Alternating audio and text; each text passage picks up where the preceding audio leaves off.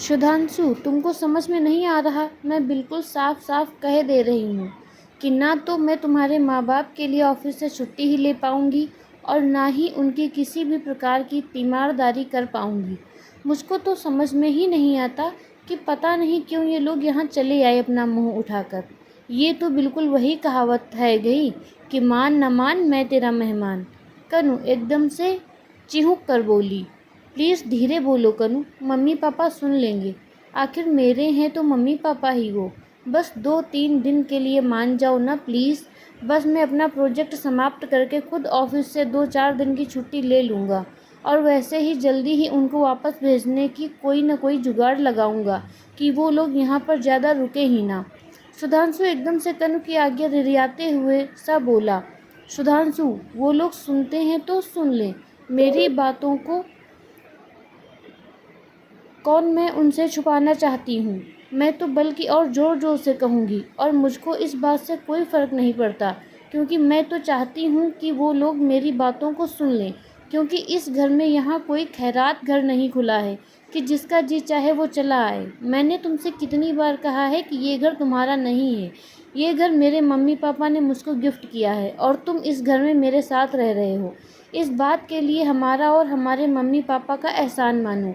मुझको एक पल के लिए भी नहीं तुम्हारे मम्मी पापा का साथ बर्दाश्त है। मैं अच्छी तरह समझती हूँ कि ज़रूर तुमने ही उनको फ़ोन करके बुलाया होगा और मेरे सामने झूठ मूठ का दिखावा करने की कोशिश कर रहे हो।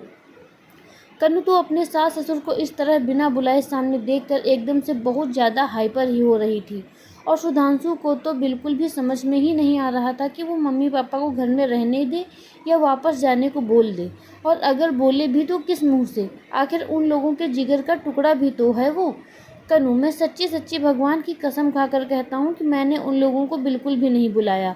तुम्हारी वजह से तो ही मैंने उनसे फ़ोन पर भी ज़्यादा बातचीत नहीं करता क्योंकि जब भी फ़ोन पर बात करो तो वो हमेशा मुझसे मिलने की बात करते और मैं कोई न कोई बहाना करके मना ही कर देता था। लेकिन उन्होंने इस बार तो एक बार झूठा जिक्र भी नहीं किया कि वो लोग अचानक इस तरह से आ रहे हैं। प्लीज़ कनु, सिर्फ 2-3 दिन इतनी दूर से आए हैं, प्लीज़ मान जाओ ना। फिर मैं उन लोगों से खुद ही वापस जाने के लिए बोल दूँगा। ये मैं तुमसे वादा करता हूँ। सुधांशु अभी भी कनु के आगे हाथ जोड़कर रिया रहा था, लेकिन कनु तो जैसे कुछ भी सुनने के लिए तैयार ही नहीं थी। हुआ कुछ इस तरह से कि महेंद्र और गंगा का बेटा सुधांशु दूर दराज बड़े से शहर में नौकरी करता था। उसने शादी भी वहीं पर अपने ऑफिस की एक मनपसंद लड़की से कर ली। शादी के बाद 1-2 बार तो सुधांशु उन लोगों के पास आया मिलने के लिए, लेकिन इधर 1.5-2 साल से बिल्कुल ही आना छोड़ दिया और अब तो उनके एक छोटा सा बच्चा नौ भी था। अब तो जब तब पोते को देखने की तो मन में और भी ज़्यादा हुक उठती क्योंकि मूल से ज़्यादा सूद प्यारा होता है। बस इसीलिए सुधांशु को बिना बताए दोनों ही लोग ये सोचकर उन लोगों के पास चले आए कि शायद सही बात है कि बेटे बहू को छुट्टी नहीं मिलती, हम ही लोग उनके पास जाकर मिल आते हैं। वो लोग इस तरह हम लोगों को अचानक यूँ सामने देखकर बहुत ही ज़्यादा खुश हो जाएंगे। लेकिन यहाँ तो माजरा ही बिल्कुल उल्टा था और उन दोनों की गर्म सलाखों जैसी बातें सुनकर तो सीना ही होंक उठा कि हे भगवान, बहू बेटे तो उन लोगों से संपर्क ही रखना नहीं चाहते थे और हम उन दोनों की सारी बातें बाहर बैठे बरामदे में महेंद्र और गंगा को साफ साफ सुनाई पड़ रही थी क्योंकि कनु की यही तो मंशा थी। आखिर जब गंगा से बर्दाश्त नहीं हुआ तो वो अंदर ही आ गई। सुधांशु बेटा, बस अब बहुत हो गया। तुमको तो बेटा कहते हुए भी हमको शर्म आ रही है। हम लोगों की इतनी चिंता करने की कोई ज़रूरत नहीं। तुम हम लोगों को वापस भेजने का क्या जुगाड़ लगाओगे? हम लोग तो अभी के अभी उल्टे पैर ही वापस जा रहे हैं। तुमको इतना ज़्यादा परेशान होने की ज़रूरत नहीं। हम लोगों ने तो सोचा था कि तुम लोगों को और नव को 1.5-2 साल से देखा नहीं है और ख़ासकर नव को देखने के लिए तो सचमुच आंखें तरस गई थी और हम लोगों के इस तरह पहुंचने से तुम बहुत खुश हो जाओगे। तुम्हारे अनुसार तुम लोग छुट्टियां न मिल पाने के कारण नहीं आ पाते हो। चलो हम लोग ही मिल आते हैं चलकर। लेकिन आज तो तुम लोगों की बातों ने हमारी आंखों पर पड़ा पर्दा हमेशा हमेशा के लिए हटा दिया। सचमुच बहुत अहंकार करती थी मैं कि भगवान ने हमको तो बेटा दिया है, वो भी लायक। तब तो हम लोगों का बुढ़ापा सचमुच बहुत अच्छी तरह से ही कटेगा। लेकिन बेटा ये नहीं जानती थी कि ये भी दिन देखना हम लोगों की किस्मत में लिखा है। काश भगवान ने हमको बेटी दी होती तो कम से कम ममता से तो आंचल भरा रहता हमारा। इस तरह दुत्कारती तो ना। पता नहीं क्यों लोग बेटी हो जाने पर मलाल करते हैं।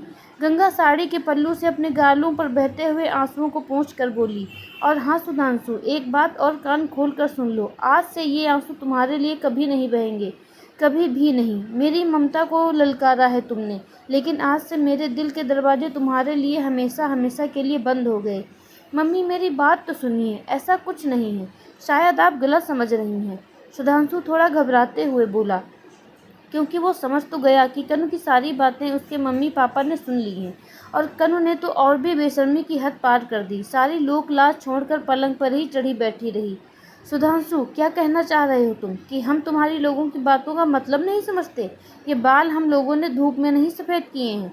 सचमुच बहुत एहसान फरामोश हो गई है आज की औलाद।